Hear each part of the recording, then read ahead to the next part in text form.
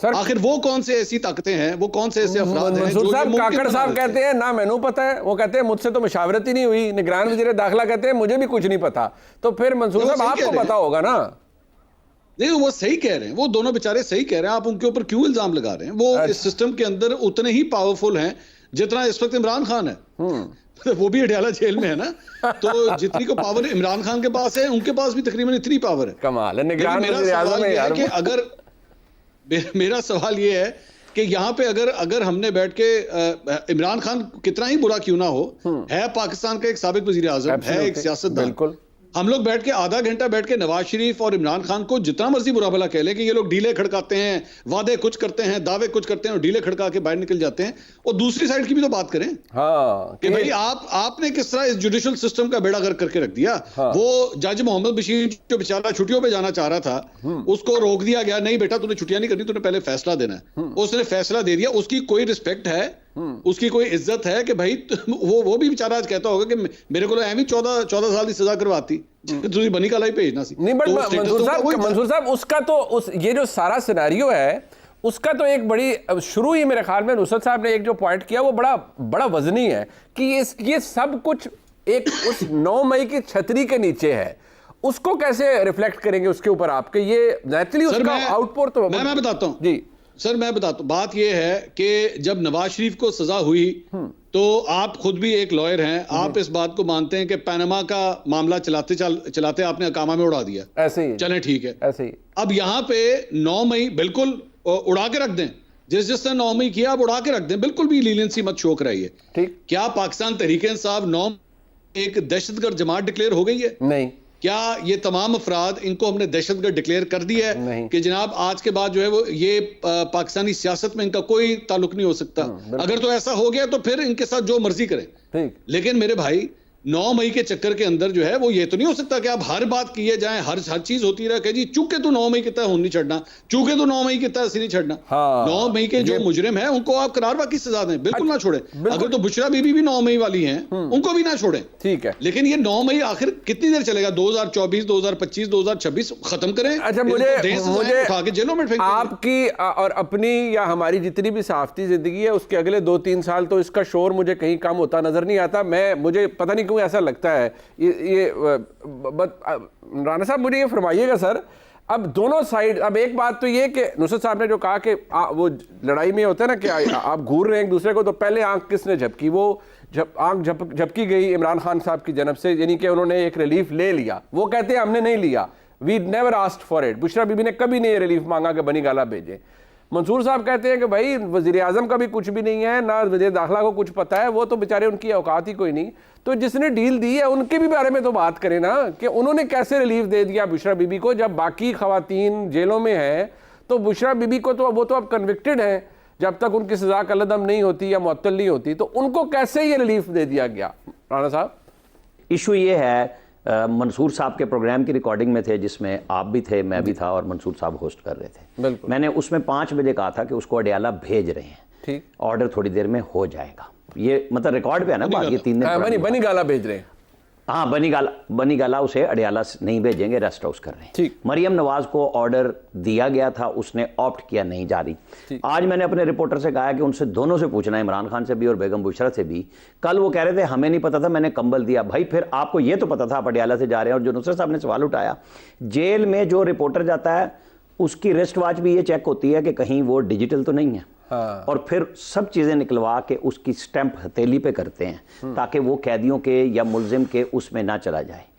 बेगम बुशरा की गाड़ी जिस तेज़ी से आई वो सीन क्रिएट हो सकता था, वहाँ रुकती गाड़ी, पूछते भी इस गाड़ी में कौन है, ये सारा इल्हाम हो गया था।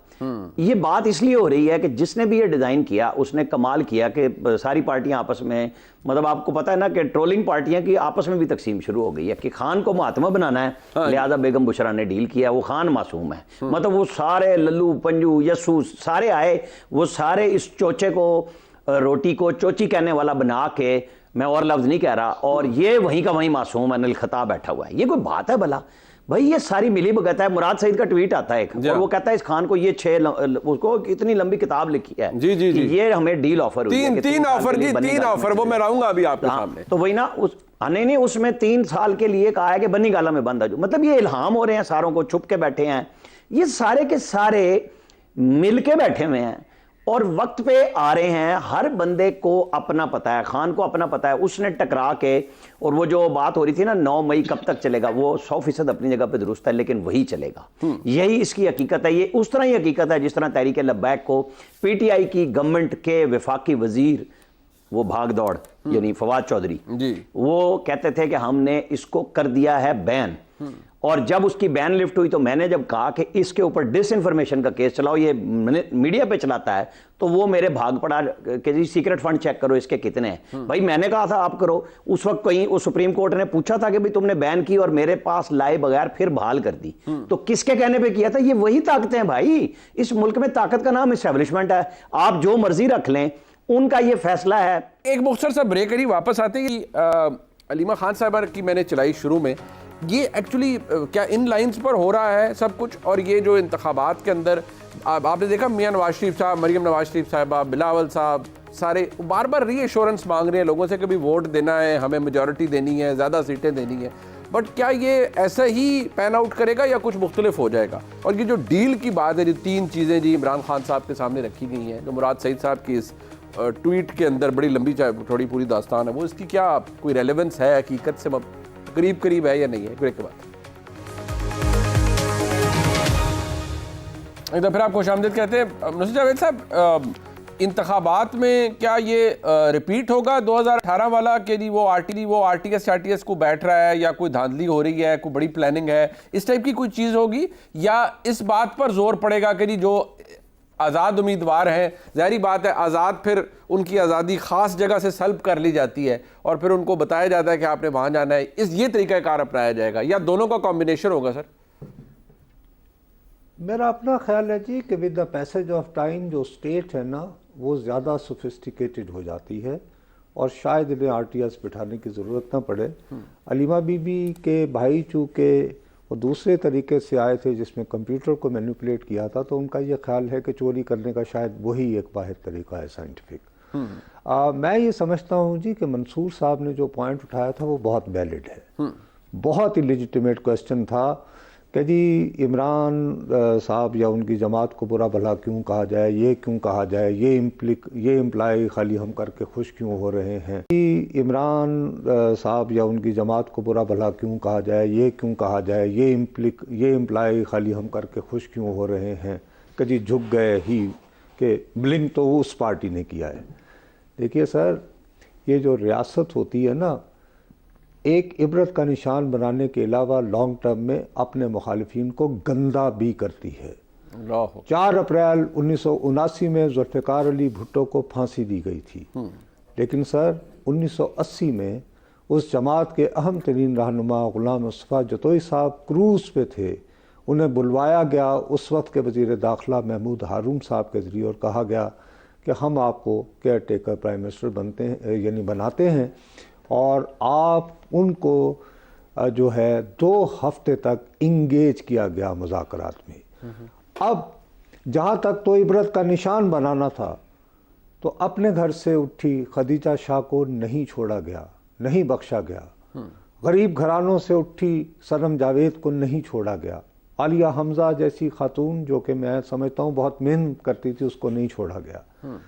यहाँ पर यह है कि इंगेज करके ये साबित किया जा रहा है कि शहर जाना में अब बासफा कौन है। इसलिए मुझे उम्मीद थी कि बानी तहरीक इंसाफ कहते कि no rain or shine, he still has the time. जी आज को आखिरी दिन तो नहीं है। आई वुड ट्रस्ट, मैं सलाम पेश करूंगा कि अगर आपने ये ब्लफ कॉल करनी है तो बराए मेहरबानी दोनों मियाँ बीवी डट जाएं और कहें कि नहीं, nothing short of Adiala unless we get the relief. ठीक। अब एक बात मंसूर अली खान साहब, ये जो मुराद सईद साहब की ट्वीट आपने भी पढ़ी होगी, कोई 3 उसके हैं जी कि ये डील रखी गई है जी इमरान खान के आगे और 3 नाम दिए गए हैं उनको कि जी इनमें से कोई एक वज़ीर आज़म बना ले। मतलब आप कंसिडरिंग जो इस वक्त हालात हैं, ये कहीं करीब करीब भी आपको नजर आती है इसका कोई कुर्बत, या इसकी कोई हालात से, कोई इस वक्त के आज के हालात से, या ये सिर्फ वो विश लिस्ट है जो कि कई जहादी कोई यूट्यूब पे बैठ के, कोई किसी जगह बैठ के जिसका बस दिल है कि फौरी तौर पर इमरान खान साहब तमाम मसाइल से निकले, ये वो विश लिस्ट है जो कि वो बयान करे? How do you reflect on this? देखिए मुनीब साहब, पाकिस्तान तरीके इंसाफ का जो तरीका है वारदात है ना, वो 2011 से लेकर आज तक माइंड गेम्स जो है ना, वो उनसे बेहतर मेरे ख्याल में कोई नहीं खेल सकता। नून लीग, पीपल्स पार्टी इस मामले में मेरे ख्याल में बहुत पीछे हैं। कंस्पिरेसी थ्योरीज फ्लोट करना, चाहे वो 35 पंक्चर की स्टोरी हो, चाहे वो अमेरिकी साजिश हो, चाहे वो इस तरह की डीलों की बातें हो,